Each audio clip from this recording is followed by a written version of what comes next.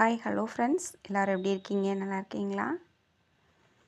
பாருங்களேன், நம்ம வீட்டு தோட்டத்தில் உள்ள செடிங்களை உங்களுக்கு சுற்றி காட்டுறேன் கொஞ்சம்.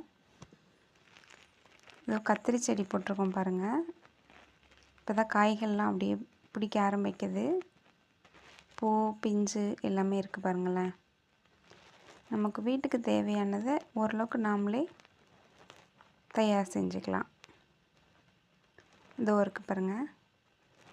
செடி இப்போ தான் இளம் செடி, காய்கள் இப்போ தான் காய்க்க ஆரம்பிச்சிருக்கு. இதில் ஓரளவுக்கு நமக்கு நல்லாவே காய்ப்புகள் கிடைக்கும் இன்னும் கொஞ்ச நாளைக்கு. இதோ இருக்குது பாருங்கள் பிஞ்செல்லாம். இதுதான் புளிச்சக்கீரை ஃப்ரெண்ட்ஸ். புளிப்பு சுவையில் இருக்கும், ஆனால் நல்லா டேஸ்ட்டாக இருக்கும். சின்ன வெங்காயம்லாம் போட்டு சமைச்சா அது நல்லாயிருக்கும், நல்லா டேஸ்ட்டாக இருக்கும்.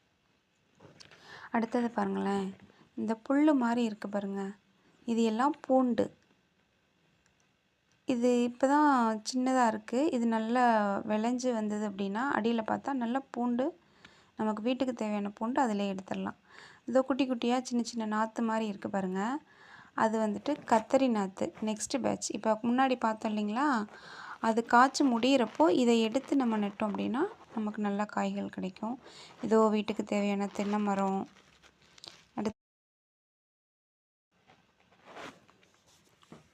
அடுத்தது பாருங்களேன், பப்பாளி இருக்குது. இதோ சப்போட்டா மரம், நமக்கு வீட்டுக்கு தேவையான சப்போட்டா இதிலையே எடுத்துக்கலாம். இதோ மாமரம் இருக்குது, வாழை இருக்குது. இது மாதிரி தான் ஃப்ரெண்ட்ஸ், நமக்கு தேவையான பொருள் அனைத்தும் நம்மளே வச்சு விளைய வச்சு எடுத்துக்கும் பொழுது யாருமே பசியும் பட்னியுமாக போய் படுக்கணும்னு எந்த அவசியமும் இல்லை. நம்மாழ்வார் ஐயா சொன்ன மாதிரி நிறைவாக நம்ம சாப்பிட்டு நிறைவாக வாழலாம். வாழ்க